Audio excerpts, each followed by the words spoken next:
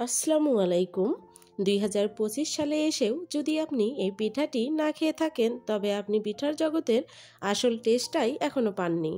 যারা পিঠা তৈরি করতে এবং খেতে পছন্দ করেন অবশ্যই আপনারা এই পিঠাটি একবার হলেও খেয়ে দেখবেন। মুখে স্বাদ লেগে থাকবে।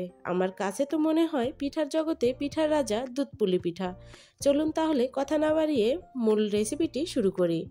আমি পিঠাটি তৈরি করার জন্য প্রথমে এখানে নিয়ে নিব চাউলের গুঁড়া 1 কাপ এবং দিয়ে দিব পরিমাণ মতো লবণ। সামান্য লবণ দিয়ে মিশিয়ে নিব। মেশানো হয়ে গেলে এখন এখানে দিয়ে দিব ফুটন্ত গরম পানি। অল্প অল্প করে পানি দিয়ে আমি ডোটা তৈরি করে নিব। যদি পানি সহ্য করতে পারেন তবে হাত দিয়ে করে নেবেন, আর যদি না পারেন তাহলে হ্যান্ড উইচের সাহায্যে করে নেবেন। আমি হাত দিয়ে ডোটা তৈরি করে নিব।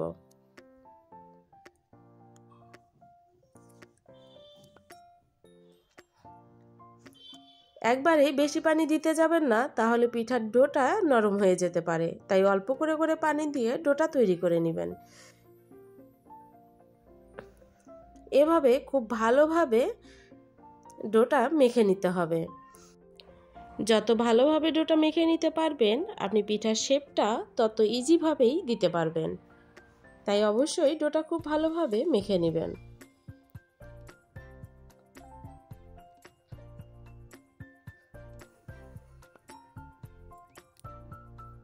একটু সময় নিয়ে ডোটাকে মেখে নিতে হবে।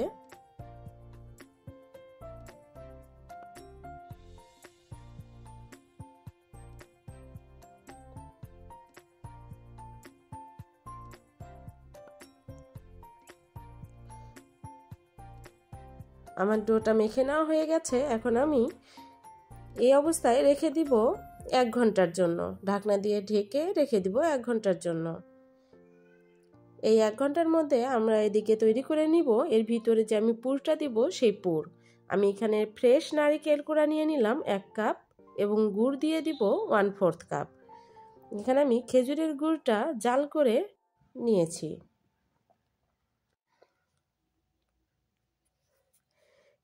এখন চামচের সাহায্যে খুব ভালোভাবে নেড়েচেড়ে দিব। দেখবেন কিছু সময় পর এর থেকে পানি ছাড়বে।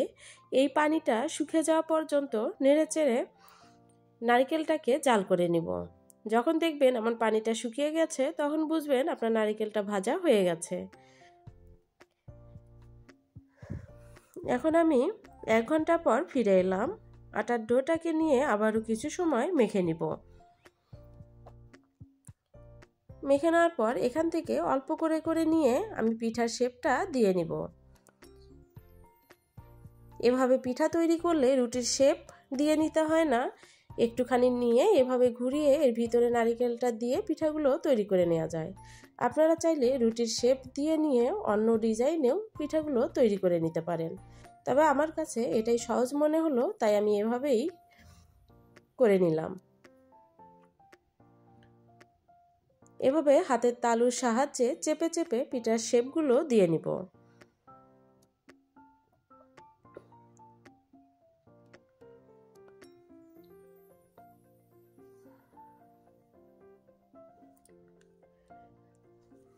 পিঠার শেপগুলো খুব ভালোভাবে দিয়ে নিতে হবে যেন এর গায়ে কোনো রকম ফাটল না থাকে। আমার পিঠার শেপটা দিয়ে নেওয়া হয়ে গেছে।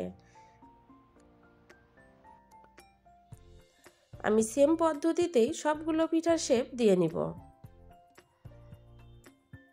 আশা করি আমার এই পিঠার শেপটি দেওয়া খুব সহজ মনে হয়েছে আপনাদের সবার কাছে। আমার কাছেও খুব সহজ লেগেছে। আমি একইভাবে সবগুলো পিঠার শেপ দিয়ে নিয়েছি। এখন চুলায় প্যান বসিয়ে তার মধ্যে দুধ দিয়ে দিয়েছি 1 লিটার। দুধটা যখন এমন ফুটে আসবে ঠিক এ পর্যায়ে যেখান থেকে ফুটতেছে দুধটা সেই মাঝ বরাবর আমি পিঠাগুলোকে দিয়ে দিব। পিঠাগুলো দিয়ে সঙ্গে সঙ্গে নাড়া যাবে না। 5 মিনিট চুলার আগুনটাকে একদম লো ফ্লেমে রেখে জাল করে নিব। 5 মিনিট জাল করার পর পিঠাগুলোকে নেড়ে দেখিয়ে দিচ্ছি।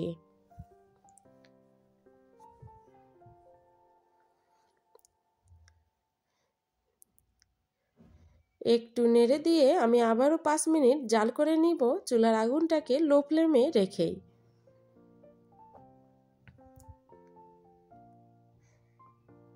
পিঠাগুলো আমার জাল করে নেওয়া হয়ে গেছে। এ পর্যায়ে আমি দিয়ে দিব খেজুরের গুড়। আপনারা গুড়ের পরিবর্তে এখানে চিনিটাও দিয়ে নিতে পারেন।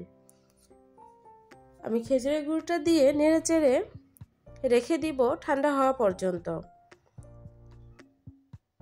এমন একটু ঘন অবস্থায় নামিয়ে ফেলতে হবে, খুব বেশি ঘন অবস্থায় নামাবেন না।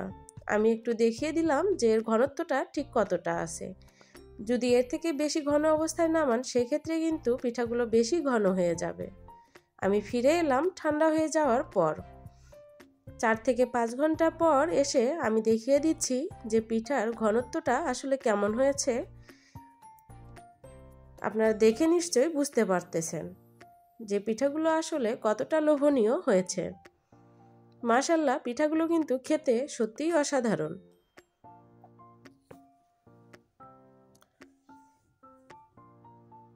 আমি পিঠাগুলোকে পরিবেশন করে দেখিয়ে দিচ্ছি।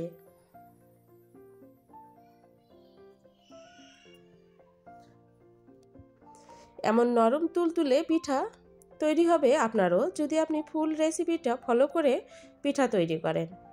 আশা করি আজকের এই রেসিপি আপনাদের সকলের খুব ভালো লাগবে। যদি ভালো লাগে তো অবশ্যই লাইক দিয়ে চ্যানেলটিকে সাবস্ক্রাইব করবেন এবং আমার পরবর্তী রেসিপি যদি দেখতে চান তবে সাবস্ক্রাইব করে বেল বাটনটি অন করে রাখবেন। এতে করে আমি ভিডিও আপলোড দেওয়ার সঙ্গে সঙ্গে আপনার নোটিফিকেশনে আমার ভিডিওটি সবার আগে চলে যাবে।